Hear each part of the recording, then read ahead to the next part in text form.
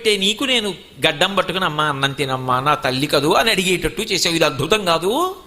నేను ఎంత ధన్యుణ్ణమ్మా అన్నాడు. కాబట్టి కూతురుగా వస్తుంది. అందుకని కాత్యాయన మహర్షికి కూతురుగా వచ్చింది. యుక్త వయస్సు వచ్చి ఆయనకు పెద్ద ధర్మం తెలుసు. ఆమె ఎక్కడ పుట్టినా ఆమె ఆడపిల్ల. చాలామంది ఆడపిల్లండి ఆడదండి అంటే అదేదో చాలా తక్కువ చేసిన మాట అనుకుంటారు. తెలుగు భాషలో అద్భుతమైన మాటల్లో అదొక మాట.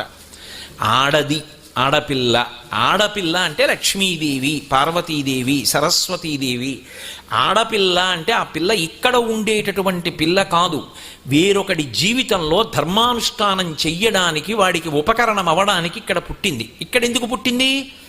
ఈ పిల్లని నేను కన్యాదానం చేసి దశ పూర్వేషాం దశాపరేషాం ఉద్ధరింపబడతాను, నాతో కలిపి 21 తరములు తరింప చేయడానికి ఆడపిల్లగా వచ్చింది నాకు. ఆయనకి ఇల్లాలిగా వెళ్ళిపోతుంది.